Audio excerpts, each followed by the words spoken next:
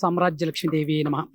ಷಡ್ಭುಜೆ ಪದ್ಮಾಸನ ಸ್ಥಿತೆ ಶಂಖಚಕ್ರ ಅಮೃತ ಕಳಶೆ ಇಕ್ಷುಕೋದಂಡ ಪುಷ್ಪಬಾಣ ವರದಾಭಯಸ್ತೆ ಸಾಮ್ರಾಜ್ಯ ಲಕ್ಷ್ಮೀ ಜಗದೇಕ ಮಾತಾ. ನಮಸ್ತೆ ನಮಸ್ತೆ ನಮಸ್ತೆ ನಮೋ ನಮಃ. ಇವತ್ತಿನ ದಿವಸ ನಾವು ಈ ಗ್ರಾಮದಲ್ಲಿ ಸಾಮ್ರಾಜ್ಯ ಲಕ್ಷ್ಮಿಯ ಒಂದು ದೇವಾಲಯನ ಪುನರ್ ನಿರ್ಮಾಣ ಮಾಡ್ತಾ ಇದ್ದೀವಿ.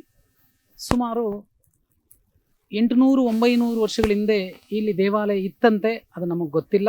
ನಮ್ಮ ಪೂರ್ವಜರು ಹೇಳ್ತಾ ಇದ್ರು, ನಮ್ಮ ತಾತನವರು, ಅವ್ರ ತಂದೆ ಇವರೆಲ್ಲ ಹೇಳ್ತಾ ಇದ್ರು. ಅದನ್ನ ಇಲ್ಲಿ ಲೋಕಲ್ ಜನಗಳು ಲಕ್ಕಮ್ಮ ಅಂತ ಈ ಅಮ್ಮನವ್ರನ್ನ ಕರಿತಾ ಇದ್ರು.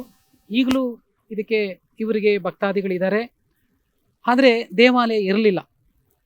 ಅದಕ್ಕೋಸ್ಕರ ನಾವು ಈ ಊರಿನಲ್ಲಿ ಒಂದು ದೇವಾಲಯ ನಿರ್ಮಾಣ ಮಾಡಬೇಕು ಅಂತ ಪ್ರಯತ್ನ ಮಾಡ್ತಾ ಇದ್ದೀವಿ. ಈಗ ಒಂದು ಮೊದಲನೇ ಸ್ಟೇಜ್ವರೆಗೂ ಒಂದು ಹಂತದವರೆಗೂ ಬಂದಿದೆ, ನಿರ್ಮಾಣ ನಡೀತಾ ಇದೆ. ಇವತ್ತಿನ ದಿವಸ ಅಮ್ಮನವರನ್ನ ಒಂದು ಜಲಾದಿವಾಸ ಅಂತ ಒಂದು ಕಾರ್ಯಕ್ರಮ ಇಟ್ಕೊಂಡಿದ್ದೀವಿ.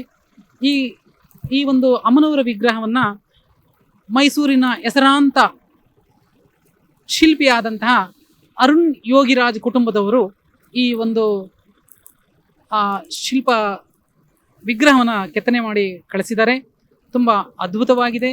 ಎಲ್ಲೂ ಇಲ್ಲದಂಥ ಈ ಒಂದು ಸಾಮ್ರಾಜ್ಯ ಲಕ್ಷ್ಮಿ ವಿಗ್ರಹನ ಅವರು ತಯಾರಿಸಿ ಕಳಿಸಿದ್ದಾರೆ.